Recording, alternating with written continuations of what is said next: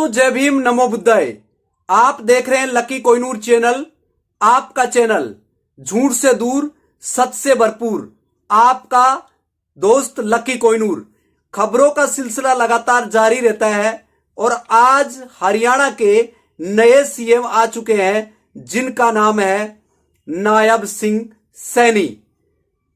Vote की राजनीति नहीं, जाति की राजनीति करना अगर सीखना है तो बीजेपी से सीखे। दोस्तों, एक व्यक्ति को यूज करने के लिए और समाज को यूज करने के लिए जातिवाद को बढ़ावा देने के नाम पर और धर्म की चाशनी में डुबाने के लिए ये सारी चीजें करने वाली बीजेपी का जो चेहरा है वो सामने आ चुका है। मनोहर लाल खट्टर की कहानियां हैं वो अब खत्म हो चुकी है।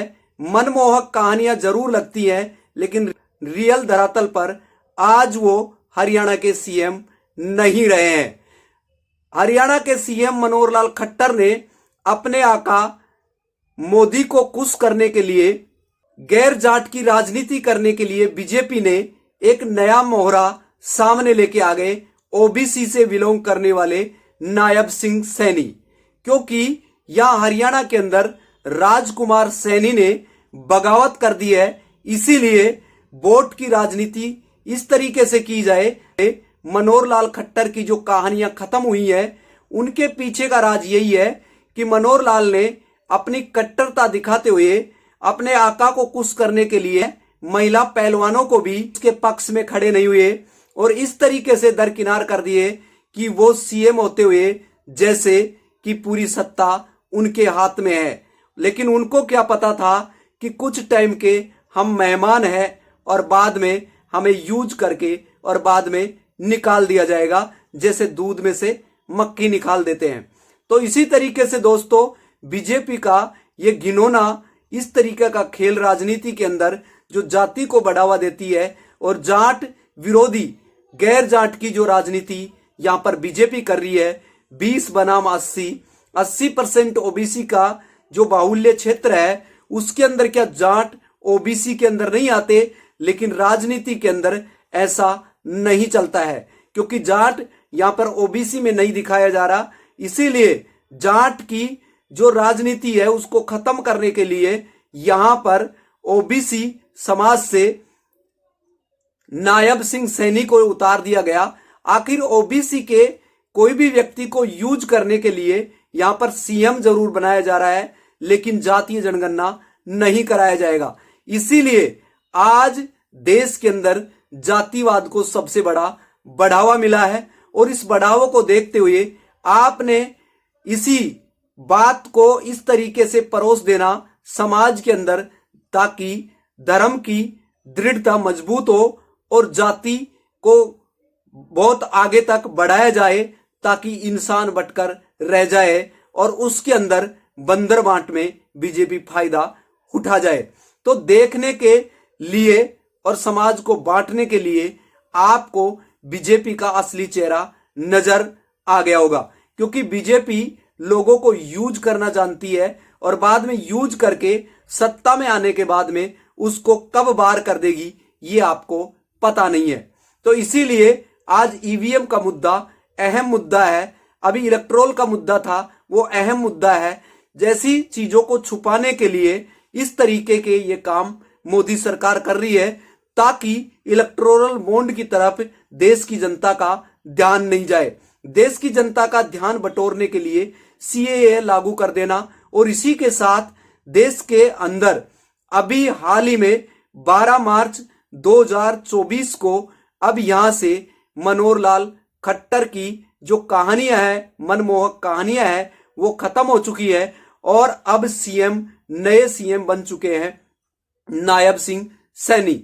अगर नायब सिंह सैनी को यहां पर सीएम बनाया जा रहा है तो क्या ओबीसी समाज में और कोई व्यक्ति नहीं है जो ताकि उसको सीएम बना सकते हैं? लेकिन नहीं दोस्तों, केवल मात्र बीजेपी के अंदर, आरएसएस के अंदर जो एजेंडा होता है केवल मात्र वहां पर एक मुखौटा बैठाया जरूर जाएगा, लेकिन देश की सत्ता चलाने के लिए पीछे मोदी और आरएसएस रहेगी।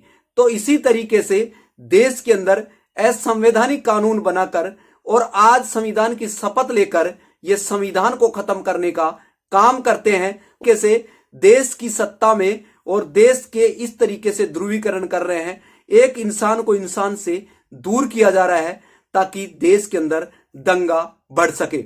अब गैर जांच की राजनीति के अंदर इस तरीके से एक मोहरा सामने आ जाता है ताकि लोकतंत्र पार्टी जो राजकुमार सैनी ने बनाया और बीजेपी से बगावत कर दिया, तो कहीं न कहीं बीजेपी डरी हुई है और इसी के साथ इलेक्टोरल बॉन्ड है, एसबीआई जो दबाव में काम कर रहा है, मोदी को बचाने के लिए खुद एसबीआई फंस चुका है और 12 तारीख को ही नोटिस जो अभी जो दलीलें दी थी हरीश साल्वे ने जो दलील दी है एसबीआई को बचाने के चक्कर में, उसको लताड़ पड़ी है और 12 मार्च को ही उन्होंने पूरे डेटा मंगाए इलेक्टोरल बॉन्ड जिन्होंने खरीदा है और वो सार्वजनिक करने के लिए इलेक्शन कमीशन को देना था।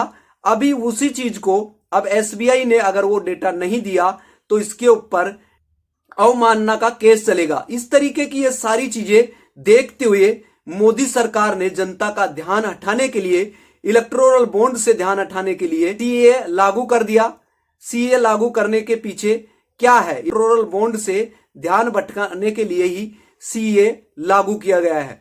तो इसी के साथ ही और 12 मार्च को ही क्यों सीएम जो खट्टर है, मनोहर लाल खट्टर है, उसको क्यों हटाया गया? दोस्तों यहां तक किसान है जो किसानों के ऊपर भी डंडे बरसाए गए और किसान आंदोलन में घर घर जाकर किसानों के आंदोलन को रोकने के लिए पुलिस का इस्तेमाल करके यह कहलवाया गया कि अगर कोई भी किसानों का साथ देता है तो उसके साथ गलत होगा, इसीलिए वो किसानों का साथ ना दे। तो दोस्तों इस तरीके से कानून की धज्जियां उड़ाने वाले मनोहर लाल खट्टर को दरकिनार कर दिया और अब नया चेहरा आ गया जिसका नाम है नायब सिंह सैनी। तो नायब सिंह सैनी को ही क्यों सीएम बनाया गया, इसके पीछे की सच्चाई यही है कि सैनी समाज के वोटों को तोड़कर और गैर वोट की राजनीति करने के लिए 80% वोटों को अपने पाले में रखने के लिए उनको और जाटों के वोटों को काटने के लिए इस तरीके की राजनीति मोदी सरकार कर रही है। तो दोस्तों देश की जनता को एक होने के लिए जरूरी है क्योंकि एक नया चेहरा खड़ा करे और आज देश के अंदर सभी को एक होकर मोदी को और बीजेपी को मुंह तोड़ जवाब देने के लिए और जाति के अंदर जाति का दंश ये बीजेपी सरकार को बायोकाट करे, गोदी मीडिया का बायोकाट करे और देश के अंदर जो जिस तरीके से अतिशयोक्ति लगाकर मनोहर लाल खट्टर की बड़ाई की जा रही है कि कैसे हरियाणा के अंदर पेट्रोल मनोहर लाल जी भरवाते थे और मैं पीछे बैठकर पूरे गुरुग्राम तक घूमने का काम करते थे, आज उसी को दरकिनार कर दिया मोदी सरकार ने।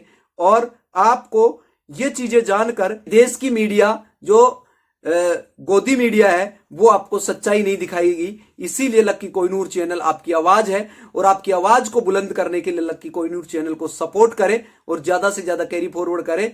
फिर मैं मिलूंगा लेटेस्ट न्यू वीडियो में न्यू इन्फॉर्मेशन के साथ। जय भीम, नमो बुद्धाय, शुक्रिया, धन्यवाद।